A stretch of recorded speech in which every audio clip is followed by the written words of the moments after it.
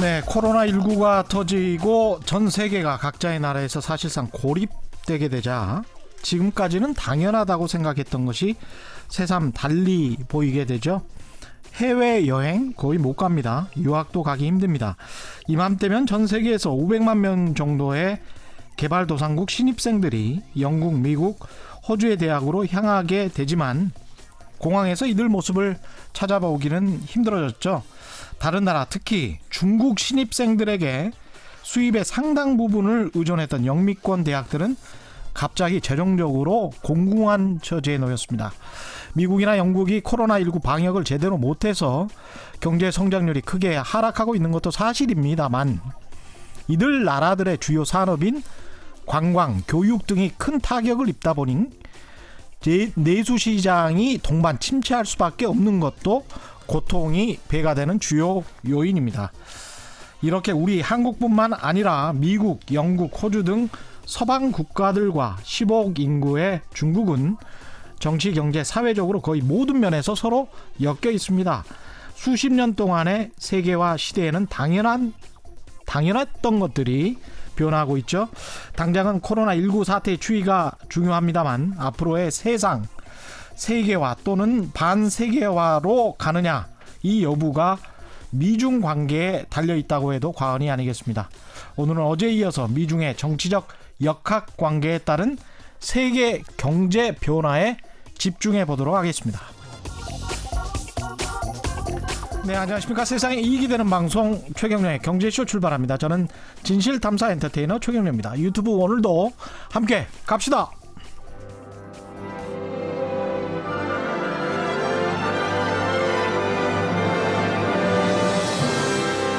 이슈 심화 토론. 우리 경제 핫 이슈에 대해 최고의 전문가들을 모시고 여러 걸음 깊이 들어가 봅니다. 네, 어제에 이어서 오늘도 두 분의 전문가와 함께합니다. 신환종 NH투자증권 FICC 리서치 센터장 오셨습니다. 안녕하십니까? 네, 안녕하세요. 예, 그리고 안유아 성균관대학교 중국대학원 교수 모셨습니다. 네, 안녕하십니까? 안녕하세요. 예, 어제는 정치 문제를 해서 약간 좀 뜨거웠습니다. 오늘은 경제 문제라 굉장히 이성적일 것 같은데 어떻게 보실지 모르겠습니다. 코로나19로 인해서 일단은 전 세계 유동성이 증가하고 전반적으로 뭐 자산시장은 다 폭발적으로 성장을 했으니까요. 다 지금 어떻게 보면 좀 웃고 있습니다. 속으로. 물가 문제부터 한번 짚어볼 생각인데요. 유동성이 증가해서 미국은 특히 이제 그로서리 쪽, 채소 쪽, 그다음에 고기 쪽 이런 게 물가가 급등했습니다. 이게 전 세계적으로 그럴 가능성도 있다. 특히 보호무역 경향으로 가면 뭐 이런 전망들 나오는데 어떻게 보시는지 궁금합니다. 예. 일단 요즘 많은 분들이 이제 주식도 많이 오르시고 예.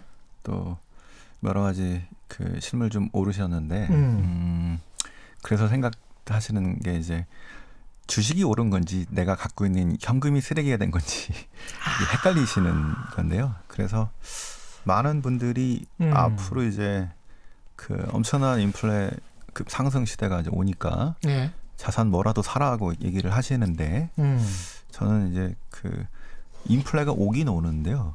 몇 퍼센트 올까가 되게 중요한 것 같습니다.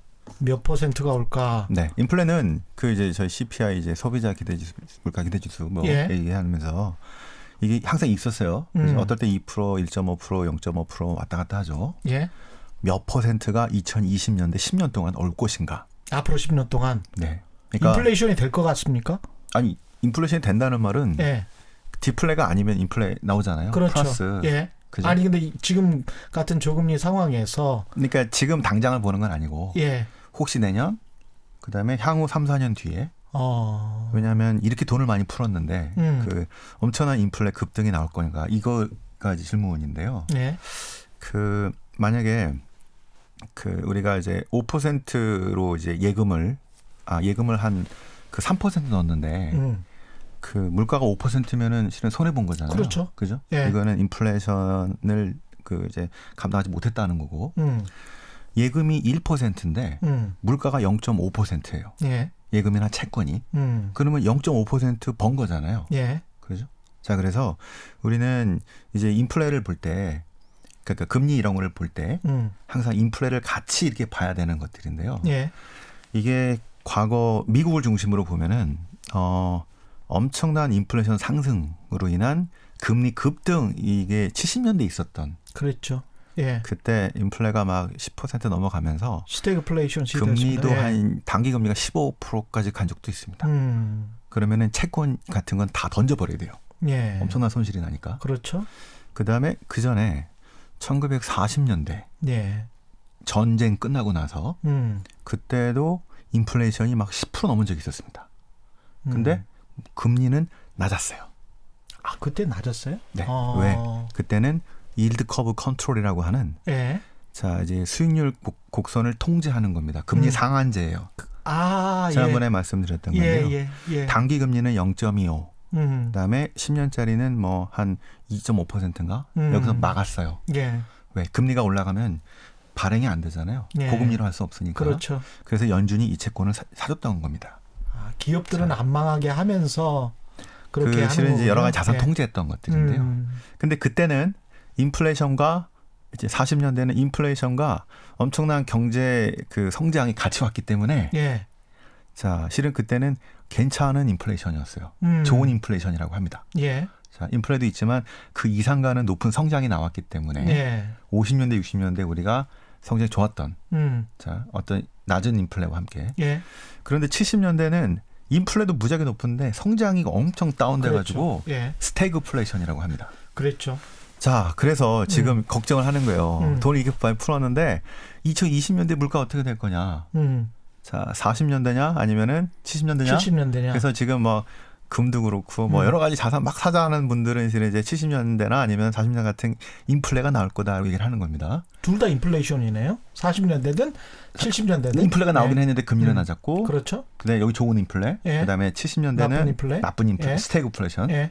근데 제 생각에는 그 둘 다 아니고 둘 다 아니고 지난 10년 전 2010년대 얘도 돈을 많이 풀었죠. 그랬죠. 양적 완화 엄청나게 했습니다. 그런데 인플레가 미국은 연준의 타겟이 2%거든요. 2% 정도만 되면 딱 좋아. 그거 막 넘어가려고 그러면 금리 올리고 막 그랬거든요. 예. 자, 그래서 저 2010년대 초반에 3%를 넘어서 막 4%까지 가지 못했지만 그렇게 간 적이 있었어요. 예. 근데 그러다가 다시 떨어집니다. 그래서 돈을 그렇게 많이 양적 완화로 풀었는데도 인플레가 높지 않았고 2% 왔다 갔다 또는 그 미만. 결국에는 디플레. 지난 10년처럼 될 것이다. 또 지난 10년처럼 될 가능성이 높다. 상당히 높아 보인다. 안 교수님 어떻게 생각하십니까? 일단 첫째 이슈가 뭐냐면 지금 인플레이션이냐 그 이슈가 있어요. 근데 지금 미국의 5년 국채 수익률을 보면 그 인플레이션 연동 국채 수익률하고 일반 국채 수익률 차이가 예. 지난 3월 그러니까 코로나가 초기 때 지금 0.1%에서 지금 1.5% 확대됐거든요. 예. 무슨 말이냐 확실히 지금 인플레이션이 올라가고 있다라는 거고요. 그리고 요즘에 금 가격이 엄청 올라가는데 달러 지수는 떨어지잖아요. 예. 근데 만약에 이게 금 가격이 올라가는 게 안전자산에 대한 수요면 사실 달러도 같이 올라가야 되거든요. 그렇죠. 그런 거 봐서는 금 가격이 올라가는 게 그 금이라는 게 우리가 보통 인플레이션 해지 투자 상품으로서 맞습니다. 관광을 예. 받는 거잖아요. 예. 그래서 이런 우려가 확실히 있다. 인플레이션 그런 말씀을 드리는 거고 말씀하신 대로 미국은 2%가 미국은 그러니까 거시 안정성이 예. 2%로 잡고 있어요. 근데 2%가 넘어간다 이러면 금리를 올리기 시작하거든요. 예. 근데 최근에 나오는 발언들을 보면 이걸 안 지킬 수 있다는 식으로 발언을 하고 맞아요. 있어요. 예. 근데 지금 코로나 위기가 너무 심각하고 또 중국과의 관계 등등 여러 가지. 그래서 페드는 만능이 아니에요. 그죠? 그렇죠. 페드가 뭐 하나님도 아니고. 그렇죠. 그러니까 다 가져갈 수가 없으니까 지금 예. 거의 2%도 포기하는 쪽으로 가고 있는 것 같아요. 그래서 지금 글로벌에 모든 국가들이 자산에 돈이 가는 거예요. 그러다 보니까. 그렇죠. 이게 조금 달라요. 그러니까 우리가 CPI는 숫자는 안 변하는데 자산 수익률이 엄청 올라가는 거예요. 그러니까 그렇죠. 그게 부동산하고 주식이고요. 그렇죠. 근데 한국하고 중국은 비슷한 게 가계의 투자 상품에서 한국은 부동산이 한 69% 차지해요. 네. 중국은 77%예요. 아유, 중국도 네. 부동산 사랑이 대단하군요. 더 대단하죠. 예. 그래서 무슨 말이냐면 이게 무슨 뜻이냐면 사람들이 자기가 친숙한 상품에 투자되게 돼 있어요. 그렇죠. 모르는 거 안 하려고 하잖아요. 그렇습니다. 그러니까 돈이 예. 풀리면 중국하고 한국은 부동산에 가서 올리는 거예요. 근데 한국은 조금 나은 게 그래도 동학 게임이라 해서 젊은 친구들이 주식에 가는 바람에 주식이 좀 많이 올랐잖아요. 그렇죠. 근데 이게 자산 수익률이 올라가면 무슨 문제가 발생하냐면 기업들이 비용이 높아지게 돼 있어요. 그 땅값이 높아지니까. 모든 게 다 높아지고 그렇죠. 결국 이게 무너질 때 샥이 커져요. 그렇습니다. 그렇죠. 예. 자산이 가격 그래서 이게 지금 굉장히 지금 우려스러운 상황들이 연출이 되는 거 있는 거죠. 인플레이션을 좀 우려를 하시네요, 안 교수님은. 아니 우려하는 정도가 아니죠. 아, 우려하는 정도가 지금 아니다. 돈이 현금을 갖고 있는 거는 그냥 알아서 내 돈을 가져가라 이런 뜻이에요. 그래서 현금을 가지고 있는 네. 거는 오히려 지금 도둑 맞는 기분인 네, 거네. 그래서 저는 예. 걱정인 게 뭐냐, 한국이 지금 요즘 부동산 정책을 확실하게 해서 부동산을 잡으려고 하잖아요. 예. 요즘 부동산 투자 상품이 아니다. 이거 확실히 주려고 하잖아요. 예. 저는 투기 아니다 이거는. 예. 이제는 부동산 생각하지 말라. 그러면 이 말인 즉시 아까 69% 되는 사람들 보고. 그렇죠. 그 돈을 예를 들어 내가 쉽게 말하면 지금 집을 하나 파는데 10억이 나왔어요. 예. 그러면 이 10억을 뭘로 운용해야 돼요? 그러면 부동산 말고 이제 주식밖에 없는 거죠. 주식밖에 예. 없잖아요. 예. 근데 이게 미국 같은 경우면 기관 투자가를 통해서 이렇게 좀 양성 순환으로 주식 투자할 수 있는데 그렇죠. 한국은 기관 투자가하고 개인 간의 이런 신뢰 관계가 아직 형성이 좀 잘 안 됐고 간접 투자 상품이 그다음에 약하죠. 사실은 국내보다도 해외 자산에 투자하는 비중도 한국은 엄청 작아요. 특히 OECD 국가에서 GDP 대비 거의 선진국의 3분의 1도 안 되거든요. 해외. 그러니까 한국의 기관 투자가들의 해외 자산에 투자한 경험을 가진 사람들 찾기가 힘들어요. 매니지먼트. 그래서 예. 이것도 잘 안 된 상황에서 이렇게 부동산을 왕창 죽여버리면 지금 빚이 1,600조 넘어가잖아요. 한국 가계 빚이. 그렇죠. 예. 그러면 부동산이 이렇게 잡아버리면 경착륙이 온다고 생각했을 때 한국이 주요 자산이 다 여기 묶여 있는데 부동산을 이렇게 잡아버리면 경착륙이 온다고 했을 때 그러니까 이게 부동산 문제가 아닌데 그렇죠. 이게 전반에 중국 똑같아요. 전반하고 관계되는 요소 관계되는 문제인데 전체 경제와 관련이 있죠. 관계되는 문제인데 예. 이렇게 부동산 왕창 죽여버리면 결국 가게들 보고 돈을 집을 팔아 10억이 들어왔는데 그걸 어디다 그게 만약에 주식이 들어가는데 다 없어졌어요. 투자 잘못해서. 그럼 그 사람 로우가 문제가 생기는 거잖아요. 그렇죠. 등등등등 그렇죠. 복잡한 예. 문제인데 그래서 우려스러운 상황이죠 지금 굉장히. 그 인플레이션도 우려가 되고 그러다가 이제 아까 나쁜 인플레이션 말씀하셨는데 저도 가장 우려스러운 게 뭐 당장 1, 2년 일은 아니겠습니다만은 2, 3년 후에 혹시 인플레이션이 시작이 돼서 금리를 올리기 시작하면 이게 지금 가계부채 말씀하셨지만 감당을 할 수 있을까? 그리고 이제 미국 정부도 부채가 굉장히 많은데 미국 정부가 인플레이션을 특히 이제 페드 말씀하셨지만 연준이 인플레이션을 용인을 한다고 해서 막 뭐 5% 10%까지 가면 그것도 또 미국 부채 때문에 이자를 갚아야 되는 비용도 만만치가 않게 되니까 고금리 정책으로 바로 갈 수도 없을 거고 지금 굉장히 진퇴양난의 상황인 거잖아요. 트레이드오프. 예. 예. 일단 예. 아까 저희가 이제 인플레가 예. 오는데 얼마나 올 거냐가 중요하다 그랬잖아요. 얼마나 그래서 올 제가 거냐. 샘플로 예. 40년대 인플레, 그다음에 70년대, 예. 그다음에 2010년대 말씀드리고 2010년대가 비슷하다 그랬잖아요. 그래서 양 교수님 얘기하신 것처럼 2010년대 한번 생각해 볼게요. 양적 완화로 돈 풀어가지고 어떻습니까? 지난 우리나라 같으면은 부동산은 급등했죠. 예. 주식은 어땠을까요? 똔똔이었어요. 그냥 별로 그러니까 아무거나 사면 안 된다는 얘기입니다. 예. 채권을 샀으면 어떻게 했을까요? 떨어졌을까요? 아니요. 56%, 한 60% 났습니다. 10년 동안. 예. 국채 5%였거든요.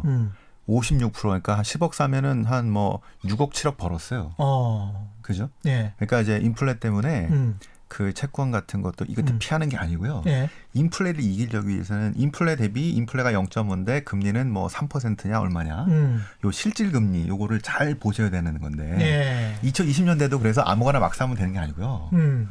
되는 대로 가야 된다는 겁니다. 지난 10년대는 그래서 아무거나 샀으면 엄청나게 손실 본 사람 많았을 거예요. 그죠? 그렇습니다. 우리나라는 재미없었고. 예. 자, 그때는 주식 같으면은 미국 주식으로 갔었어야죠. 그랬죠. 그렇죠? 예. 예. 자, 우리나라 것 같으면은 부동산 쪽이 낫겠고요. 그다음에 중국도 보면은 저기 개별은 올랐는데 인덱스는 그냥 똔똔 내지 뭐 이렇게 됐었잖아요. 15년에 워낙 그러니까 떨어졌으니까. 작년 예. 10년은 그러니까 지금 이제 야 이거 자산 있게 되니까 아무거나 사면 되겠다가 아니고 잘 골라서 사야 되는데 잘못 사면 지금 엄청나게 떨어지는 거 잘못 살 수도 있다는 얘기입니다. 누구는 벌었는데 나는 막 떨어지는 이상한 상황. 그래서 뭘 사야 돼요? 일단은 바로 그냥 핵심 네, 나오는 일단 인플레를 바로 핵심 나오는데? 그러니까 인플레를 어떤 인플레일지를 한번 우리가 예. 상상을 해보는 거예요. 저희도 예. 틀릴 수도 있어요. 예. 아까 40년대 같은 상황도 잘못하면 나올 수도 있고 70년대는 진짜 우려되는 거고요. 예. 그러면 진짜 금 사야 돼요. 엄청나게 올라가니까. 아니 그러니까 워런 버핏이 금광에서 산 게 이게 남의 일 같지가 않은 거야. 엄청나게 많은 거 중에 예. 일부 산 거니까. 아니, 그렇긴 하죠. 그런데 예. 제가 이제 2010년대를 말씀드린 거는 예. 40년대하고 70년대하고 비교해서 한 90년대 이후는 전 세계의 금융 산업 구조와 예. 뭐 산업 구조도 그렇고 여러 가지 시스템이 엄청나게 바뀌었어요. 근데 제일 근처에 있으면서 지금 사람들이 돈 막 양적 완화로 통화 정책으로 풀었다고 하는 네. 비슷한 상황에서 어떻게 했느냐. 그렇게 했는데도 왜 인플레가 아까 말한 미국도 3% 좀 넘어서 가지 못하고 다시 꼬꾸라지고 그냥 2%도 안 되는 이런 상황으로 10년을 왔느냐. 그렇게 본다면 지금 돈을 아무리 많이 풀어도 돈이 돌지를 못하는 상황들. 그렇죠. 이게 네. 지금은 일단 디플레인데 몇 년 후 일단은 저희는 내년 초는 올해 연말 연초는 금리가 좀 오를 거라고는 봅니다. 그래서 왜냐하면 이제 그 올해 대비 내년 초에 올해가 유가가 예를 들어 마이너스까지도 갔었잖아요. 예. 내년 초는 지금 35면은 예. 엄청나게 올라야 돼요. 그렇죠. 기저 효과들도 그렇고 예. 지금 쏟아부은 것들 때문에 요번에 그 6월에 미국의 그 PPP죠 생산자 물가가 예. 0.6 나와가지고 깜짝 놀랐어요. 그래서 내년 초에는 일단 여러 가지 이슈로 일단 바닥을 쳤던 물가는 좀 올라가지 않을까 하는 때문에 예. 지금 미 국채가 0.6%, 6.6 이렇게 되거든요. 0.66. 예. 그런데 이게 1.5니까 80bp 치거든요. 예. 그래서 장기 채권 갖고 계신 분들은 뭐 30년짜리 미국 채권 이런 거 예. 제 생각에는 지금 줄이시는 게 낫다고 생각합니다. 아. 이럴 때는 피해야 돼요. 예. 자, 그런데 이게 이렇게 금리가 올라가게 되면 아까 말씀하신 정부가 채권 찍어야 되잖아요. 그렇죠. 조달해야 되는데 금리 올라가면은 비용이 얼마예요. 그래서 42년부터 47년간에 했던 일드 커브 컨트롤을 할 가능성이 높아 보인다. 딱 막아서 예. 정부가 발행할 때는 낮은 금리로. 그런데 그게 다 하는 게 아니고 예. 10년짜리 뭐 한 게 아니라 예. 3년 미만만. 왜냐하면 연준이 이거 사준 거가 예. 미국채 3년짜리거든요. 그다음에 3년 동안만 정부가 재정 다 찍고 예. 그 뒤는 상관없잖아. 그래서 3년 미만만 하게 될 가능성. 그러면 단기는 눌러 있는데 예. 장기가 일어서게 되는 이걸 커브 스티브라고 얘기하거든요. 일어선다 그래요. 예. 단기는 낮은데 장기가 일어서는. 그래서 지금은 장기 채권은 미국에 마이크로소프트 30년 뭐 이런 것들은 예. 그동안 돈 많이 버셨거든요. 근데 이게 올라가면 또 터져요. 예. 그러니까 이럴 때 조금씩 이제 서서히 줄이시는 게. 시장 금리는 당장 뭐 내년부터라도 올라갈 가능성이 있다 이렇게 보시는 근데 거네요. 이제 저겁니다. 올라간 다음에 내년에 1.5 가고 간 다음에 예. 1970년대처럼 막 갈 거냐? 예. 그건 아니라고 봅니다. 근데 연준이 정책 금리는 올리지는 못하겠죠. 22년까지 안 올리기로 했는데 그렇죠. 그거는 예. 연준도 지난번에 2010년에 보니까 2008년인가요? 그때 금리 제로로 가고 나서 그랬었죠. 올릴 때까지 7년 걸렸어요. 맞아요. 2017년인가 16년 말인가 그랬었잖아요. 그죠? 15년인가 그랬어요. 예. 그래서 이번에도 최소한 3년은 더 가야 된다라고 봐서 3년 동안 안 내리겠다고 했는데 그때 가봐서 그때 만약에 다시 이게 막 혹시 인플레 날 것 같다 그러면 딴 데 몰라도 미국은 올릴 수도 있을 것 같고요. 지난번에 그래서 2점 얼마까지도 올렸잖아요. 그리고 다시 내린 거죠. 그렇게 되면 부동산 시장이랄지 주식 시장은 거품이라고 이제 주장을 한다면 어느 정도 좀 하락할 가능성이 있겠습니다. 뭐 시장 금리가 만약에 그렇게 시장 금리가 올라간다면? 올라가는 게 지난번 테이퍼링 그 예. 수도꼭지 잠그는 거 그 예. 이슈 때문에 버냉키 쇼크라고 2013년에 시장에 아주 요동을 쳤던 그렇죠. 그런 상황들처럼 향후 10년에도 그런 게 몇 번씩 있을 몇 번씩 거예요. 있겠죠. 지금 그거 믿고 랠리가 나온 상황들이기 때문에. 예. 그죠? 근데 좀 멀다. 좀 멀다. 예. 그래서 지금은 아마 요번 주 다음 주 정도가 예. 미국이 이제 그 인플레에 대해서 되게 민감한 지금 시점이어서 예. 예상보다 물가가 많이 나왔거든요. 예. 그래서 좀 놀란 상황인데 그럼에도 불구하고 이게 바로 쭉 올라가기는 쉽지 않고 저희들은 한 연말 연초쯤 이렇게 일단은 서서히 이렇게 올라가는 거를 미국 정부가 막을 것 같다.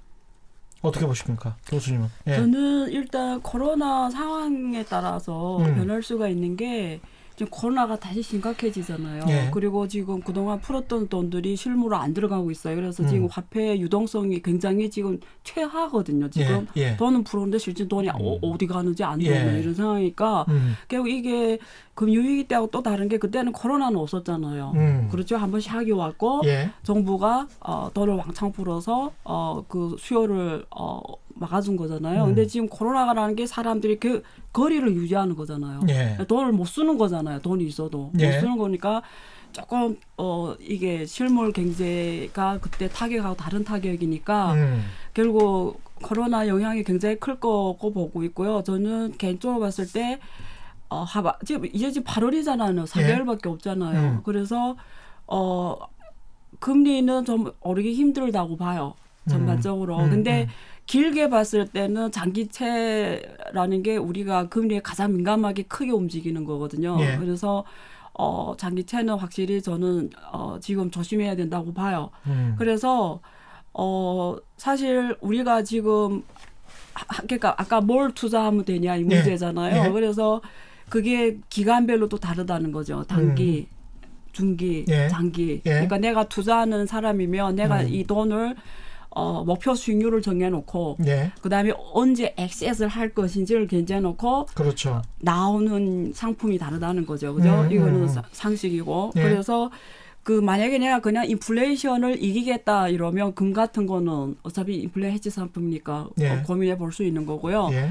근데 내가 단기로 매년 한 1년 기간 주고 20% 수익률 먹겠다, 뭐 10% 먹겠다 이러면 선택할 수 있는 상품들이 있죠. 단기채. 예를 들면 뭐 여기서 제가 사실 중국 이야기 별로 안 하려고 해요. 네. 제가 중국에서 왔기 때문에 사람들이 오해를 해요. 저기 뭐 공산당이 파견해서 와서 중국에 그래서 저는 중국 이야기 대수로 안 하려고 해요. 예. 근데 예를 들게 말씀드리는 거예요. 예. 예를 들면 중국은 지방정부채라는 게 있어요. 그렇죠. 근데 지방정부채가 좋은 게 31개 성이 있어요. 그렇죠. 그러니까 지금 중국 지방정이 펀지 게임을 하고 있어요. 어. 빚이 너무 워낙 잘 아시겠지만 너무 예. 많아서 예. 새 채권을 발행해서 기존 채권 갖고 그렇죠. 또 발행하고 갖고 이런 게임을 하는 거예요. 사실 미국도 그러고 있는 거고. 네. 예. 근데 그게 재밌는 게 성별로 금리가 달라요. 아, 그렇죠. 아무래도 그렇군요. 상해, 북경 이런 그렇죠, 데는 금리가 그렇죠. 낮고 네. 저 못 사는 동네는 금리가 낮고. 근데 저는 무조건 비싼 거 살 필요가 있어요. 아, 그냥 잘 사는 동네? 아니 금리 고금리, 높이 주는 고금리. 거. 예. 단기채. 망할 것 같은 거? 망할 것 같은 거. 근데 왜 안 망하게 할 거니까. 왜냐면 예, 중국은 어차피. 중앙재정 중심이고 예.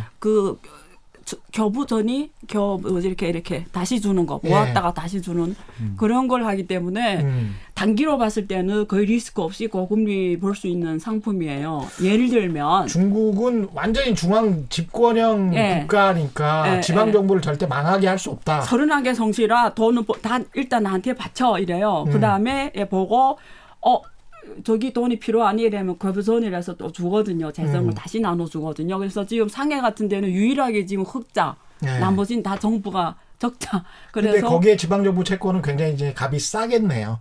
그리고 금리는 높고. 경제가 나쁘니까 네. 그러니까 금리 채권상 들어와서 높게 발행해야 이렇게 되면 다 상해 거 살까 누가 그렇지, 그 해놓고 그렇지. 사요. 아. 그러니까 단기로 봤을 때는 지방 정부 채권이 좋다. 굳이 예. 예.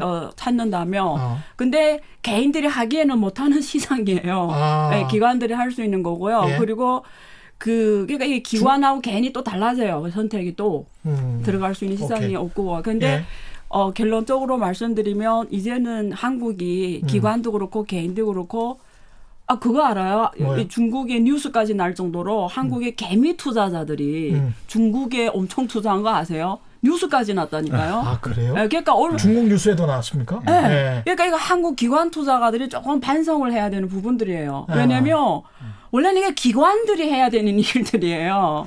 근데 개인들이 그렇죠. 중국에 엄청 투자하고 미국에도 예. 엄청 투자하고 근데 개인들이 참 대단한 한국 사람을 참 대단한 생각을 해서 하는데 무슨 말이냐면 이제는 해외 자산 투자 비중을 높일 때다. 그게 뭐 중국이든 미국이든 뭐 동남아든 네. 그러니까 우리가 진짜 나이 기간에 따라 다르겠지만 나이 또 잘하는 영역, 섹터, 자기 또 다 다르잖아요. 사람의 상황이. 케이스 바이 케이스.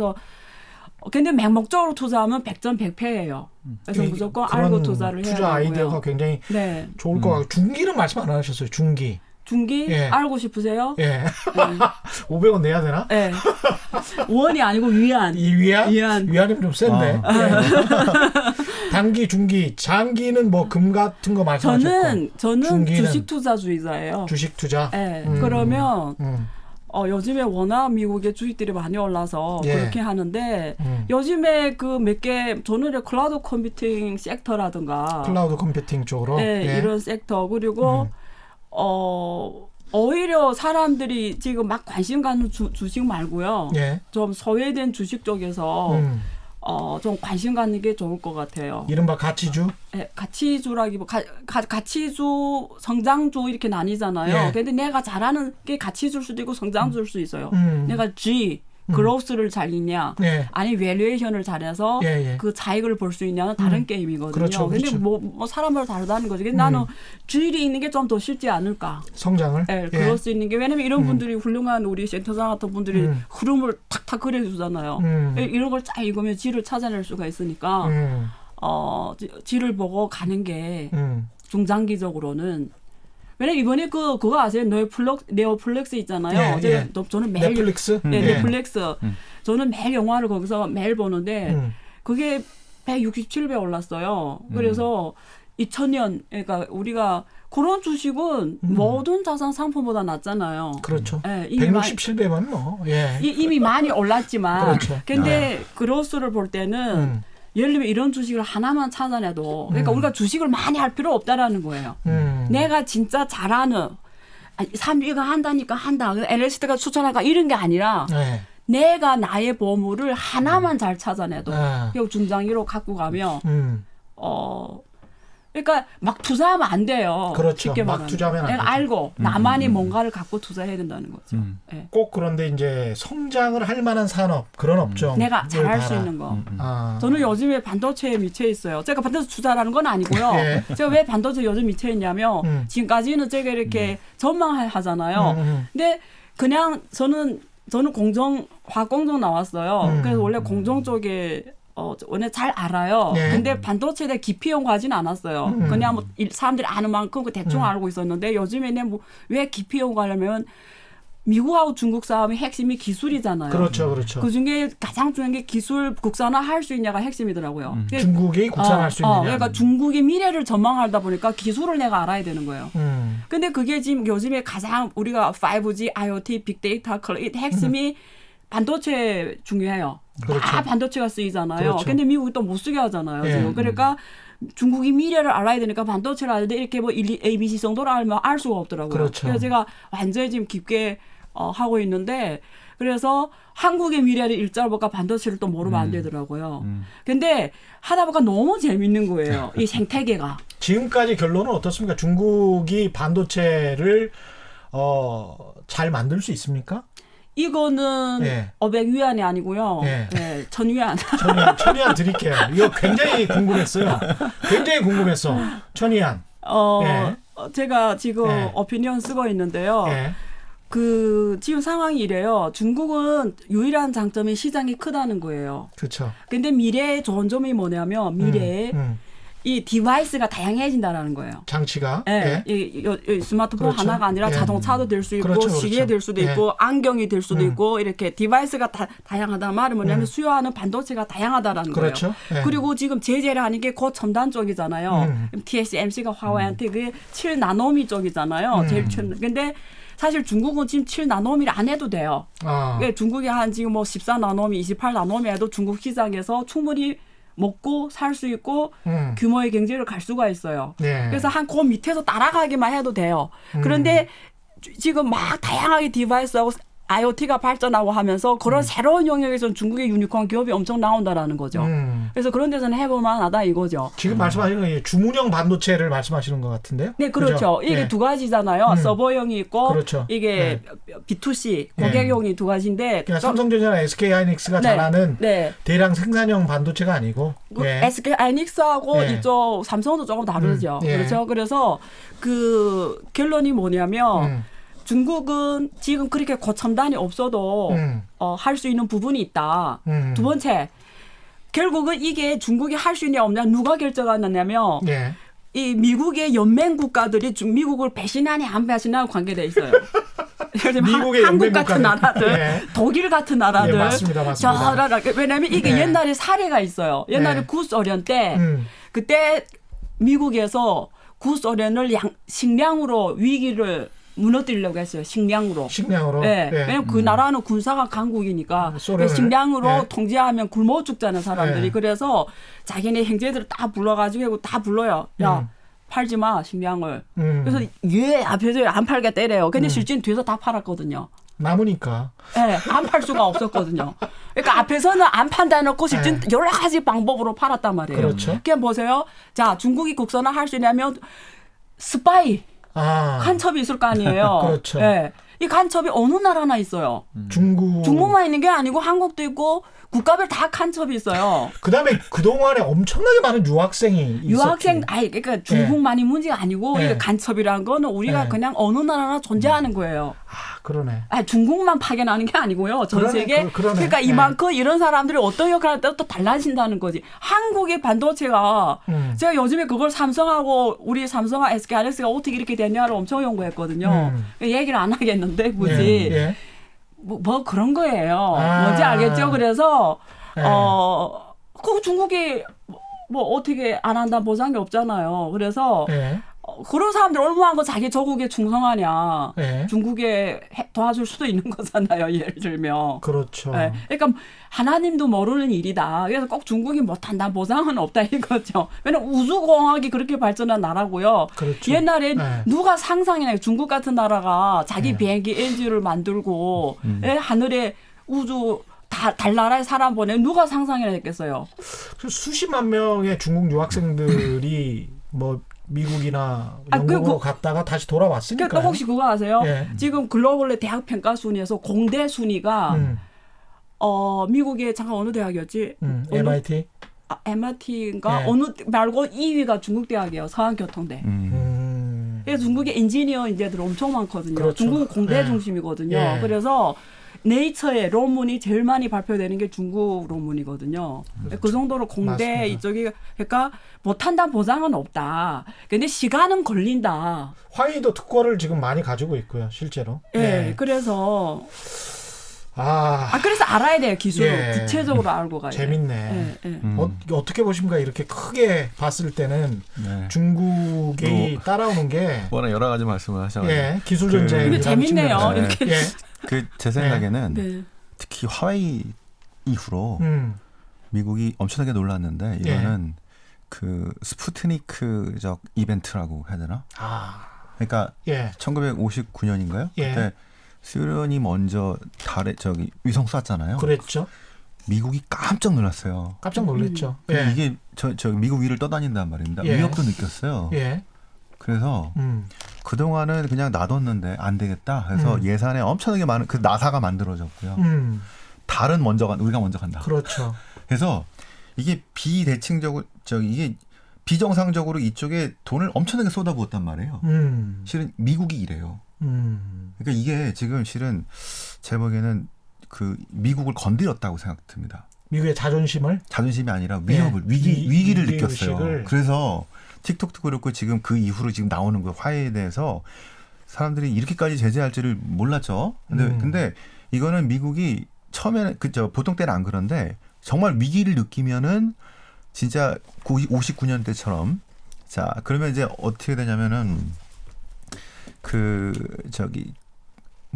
지금 중국 분들이 제일 좋은 게 실은 인력이잖아요. 예. 미국에서 공부하시는 되게 똑똑하신 분들. 그래서 이제 중국의 그 어떤 뭐 공정도 그렇고 인력 기술자들도 그렇고 그분들이 노벨상을 받을 정도는 아직은 아닌데 네. 바로 그 밑에 급에서 상품화하는 데는 일가견이 있는 분들.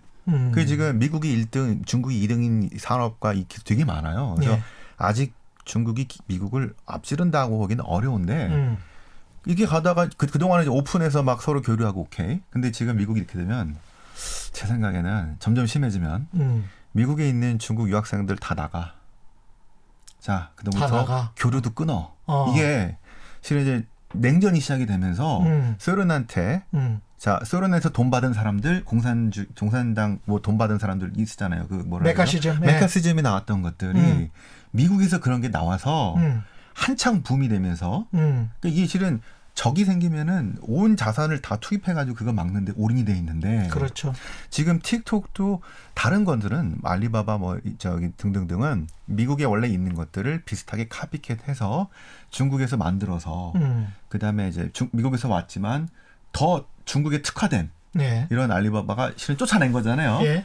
근데 어쨌든 처음에는 카피를 시작했어. 근데 틱톡은 보니까 중국이 젊은 애가 뭐 어떻게 되든 간에 엄청난 걸 만들어서 미국이 없는 걸 갖고 왔어. 예. 이것도 실은 엄청나게 놀라버린 차.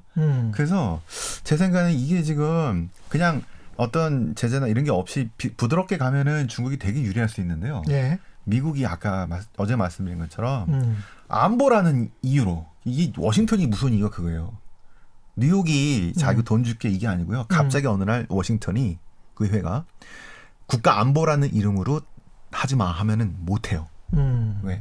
그래서 국가의 힘이 셀 때는 예. 이게 그래서 30년대, 50년, 60 그때 자 그다음에 지금부터 우리가 걱정이 되는 것들이 예. 뉴욕이 아니라 워싱턴을 지금 주의 깊게 봐야 되고 모든 이슈들이 지금 워싱턴에 의해서 지금 움직여지고 있는 것들을 잘 봐야 되는 게 예. 미국이 가만 놔두면 중국이 이렇게 역전이 돼버린. 그래서 지금 전쟁터가 많은 분들이 패권 전쟁이 아니라 IT 전쟁으로 자꾸 얘기하는 게 예. 전쟁터가 여기 IT인 거예요. 요거를 중국은 넘어서려고 그러고 예. 제조 2025 그다음에 산업 전체를 업그레이드 시켜야 되는 그 과제. 지금 중진국 함정을 벗어나기 위해서는 기존에 뭐 이제 ODM하고 이런 거 말고 자기들이 그 이제 첨단 산업에서 이제 올라가야 되는데 요거 못 올라오게.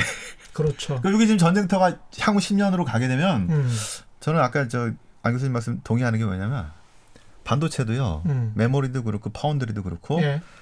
아무도 만약에 유럽도 중국 일본도 안 하잖아요. 그럼 우리끼리 한다.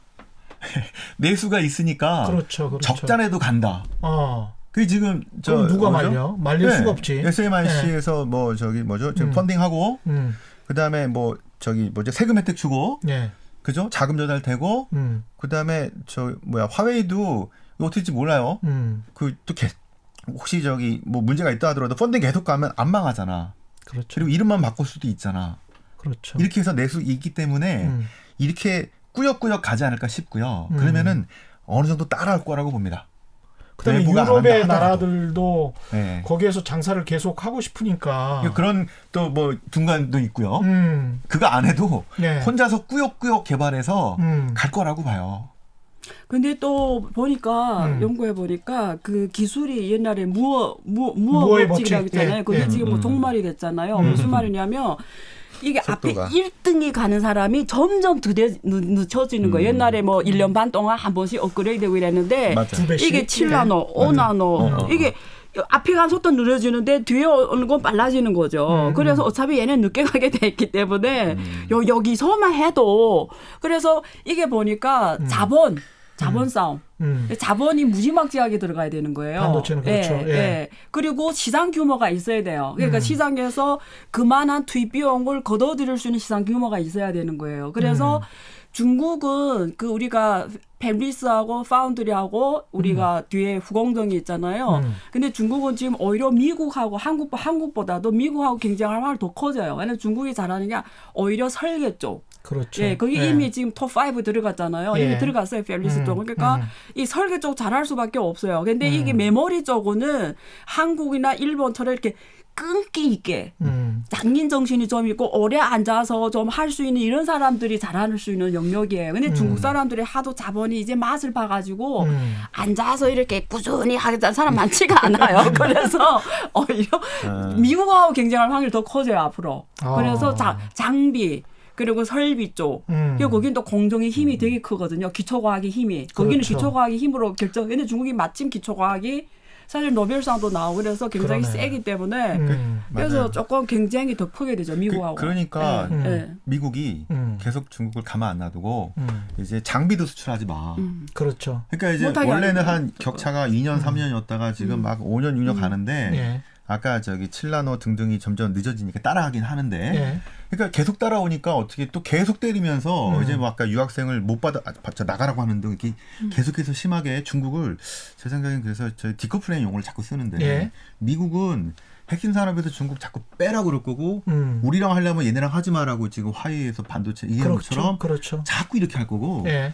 중국은 중국 중심으로 또는 동남아나 아니면 저 1대1로나 아니면 나머지 국가들한테 좀 껴해가지고 이렇게 자꾸 다른 블록들이 만들어질 가능성이 향후 10년에 높아져 보여서 그래서 인재의 대이동이 일어나요. 인재. 인재. 예. 예. 그래서 이게 옛날에 스페인이 패권 자리를 네덜란드에 내준 이유가 예.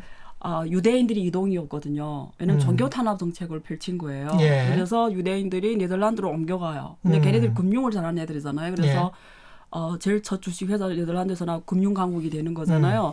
그래서 지금 미국 가보면 지금 이미 미국 대학들에서 중국 공대생들 안 받기 시작했어요. 그리고 구글이나 이런 최첨단 회사의 엔지니어가 다 중국 사람들이에요. 예. 중국 사람 아니면 인도 사람이에요. 예, 그렇습니다. 근데 사실 미국에서 국적은 미국 사람인데 노벨상 후보로 있는 게 놀랍게 다 화교들이었어요. 맞습니다. 예. 화교 과학자들이에요. 예. 제일 많았어요. 예, 많았습니다. 근데 그 사람들이 다 내모는 거거든요. 예. 그 사람들이 지금 간첩으로 다 내몰고 있어요. 그럼 이 사람들이 어딘가는 가야 돼요. 근데 미국 시민권자들 굉장히 많아요. 많아요. 예, 근데 예. 이 사람들이 어딘가 미국에서 이제 간첩을 몰리니까 못 사는 거예요. 거의 박해를 해요, 지금. 그래서 이 사람들 어딘가 가야 되는데 다시는 중국으로는 안 가려고 해요. 이 사람들이 자유주의에서 살아온 사람들이잖아요. 그렇지. 그러니까 예. 자유주의 아닌 국가를 안 가려고 해요. 그러면 이 사람들이 어디에 가냐에 따라서 부의 이동이 일어나고 기술 혁신이 일어나고 일어난다는 거죠. 예. 그래서 이 사람 이동도 우리가 여기에 봐야 돼요. 한국은 응용과학은 잘하는데 기초과학이 약해요. 그렇죠.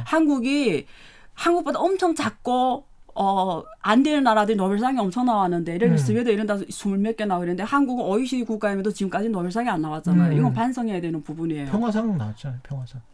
그러니까 우리가 지금 기술 쪽 말하는 거잖아요. 아니 뭐.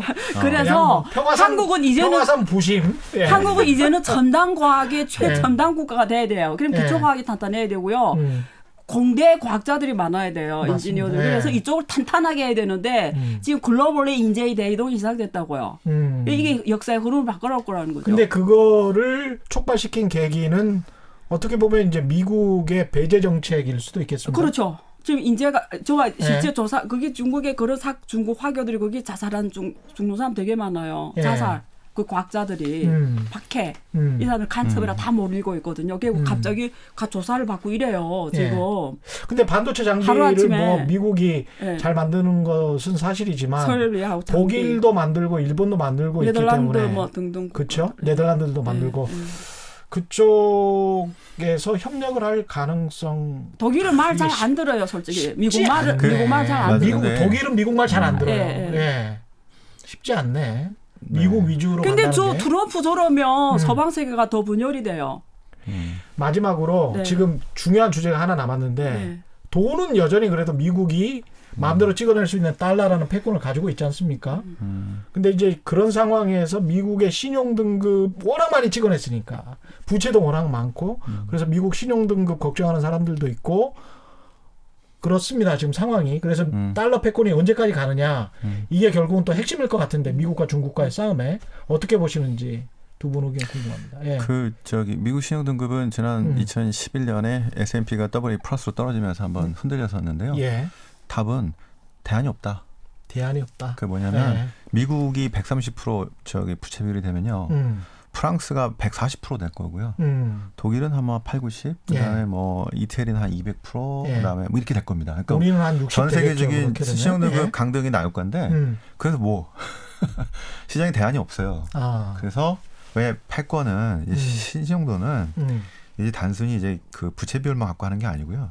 그 또 미국은 통화 정책으로 양적 완화 이런 거 할 수 있는 나라, 미국 22, 저기 일본 등등 선진국은 할 수 있어요. 신뢰했기 때문에 실흥국이 안 돼요. 그죠?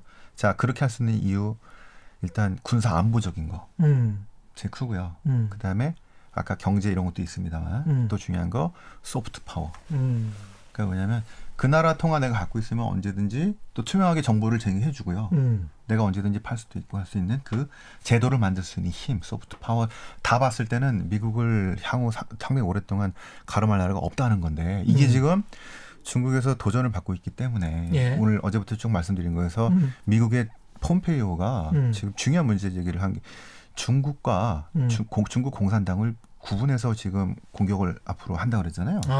제가 보기엔 되게 중요한 것 같습니다. 왜 어제 처음에 말씀드렸던 그 세 가지 사람이라는 그 너무 집중을 트럼프 개인적인 이거 아니고 두 번째 정치 체제, 세 번째가 이제 투키디데스라는 국제 무정부적 이거 여기는 뭐 집중했는데 두 번째 정치 체제적인 문제를 하는 거예요. 그래서 그 중국이 만약에 공산주의가 아니라 원래 생각했던 것처럼 민주당 클린턴 얘기했던 것처럼 그 이렇게 민주화가 됐다면 천천히 됐다. 그러면 미중 패권 전쟁 어떻게 됐을까요? 이것 때문에 예전에 논의가 있었어요. 미국에서. 중국이 점점 커지고 가는데 이거 어떻게 할 거냐. 어떤 사람은 그래도 싫다는 놈이 있어. 이제 미어 자이머 같은 사람이요. 근데 아까 민주당 뭐라고 하냐면요. 어쩔 수 없지 뭐. 사람도 많고 원래 그랬는데. 그런데 전제 조건은 민주화가 되지 않으면 위협이 된다는 것들 때문에 지금 공산당 아마 제재가 이렇게 되면 진짜 지금 검토하는 것처럼 중국 공산당 9천만 명을 미국에 못 들어오게 할 수도 있습니다. 이러면 그동안 실은 공산당 빼놓은 해외 자산으로 빼놓은 거 이거 실은 자산 농결하고 같은 의미가 될 수도 있어요. 그다음에 전 세계랑 같이 아까 동맹이랑 같이 연대해서 중국을 압박하게 되면은 중국이 되게 어려울 수 있기 때문에 제 생각 향후에 저희가 기술 전쟁 뭐 이런 걸 볼 때 그만 볼 게 아니라 지금 정치 경제적인 그다음에 아까 세 가지 차원에서 사람만 볼 게 아니고요. 정치 체제 문제를 반드시 지금 봐야 될 것 같고. 안현 교수님 시간이 없어서. 그러니까 달러가 기초통화되는 거는 처음에는 근본이 한 개 국가의 통화가 국제 통화되는 게 원래 이론적으로 트레이드오프 맞지 않아요. 그래서 근본이 제한 거고요. 후에는 석유하고 폐을 시켜놨고 근데 지금은 중국이 석유 프라이싱 100건을 갖고 가려고 하는 거예요. 그래서 석유 결제 위안화로 하는 거고. 근데 결론적으로 뭐냐면 한 국가의 통화가 국제화가 된다는 거는 그 국가에서 만든 물건에 대해서 다른 나라가 수요가 많아야 되거든요. 그렇죠. 그래서 결국은 그 나라 기업의 실력이고요. 신용이에요. 그래서 위안화가 만약에 국제화하고 싶다. 이 말을 쉽게 표현하면 전 세계 많은 대부분 세계인들이 중국인 믿을만해 이런 날이 국제화되는 날이에요. 근데 중국인의 뭐 지금처럼 도리도리하면 죽어도 국제화가 안 돼요. 그리고 지금처럼 중국 물건에 대해서 아까 말했지만 기술력이 없으면 절대 국제화가 안 되죠. 그래서 화폐는 기술이다. 화폐는 신용이다. 거기에 아까 말씀하신 소프트웨어나 이런 게 다 들어가는 거예요. 그래서 그런 날이 와야 중국이 희망이 있다. 근데 지금 상황은 걱정 안 하셔도 돼요. 앞으로 100년이 지나도 지금처럼 가면 힘들 거예요. 100년이 지나도 달러 패권은 여전할 것이다. 아니 그게 아니고 중국이 지금처럼 가면 안 된다 이거예요. 그렇죠. 역으로 보면 또 그렇습니다. 저희가 준비한 최근의 경제쇼는 여기까지 해야 될 것 같습니다. 이틀 동안 수고 많이 해주셨습니다. 지금까지 신환정 NH투자증권 FICC 리서치 센터장 그리고 안유아 성균관대학교 중국대학원 교수와 함께했습니다. 고맙습니다. 네, 감사합니다. 저는 KBS 최경영 기자였고요. 지금까지 세상에 이익이 되는 방송 최경영의 경제쇼였습니다. 고맙습니다.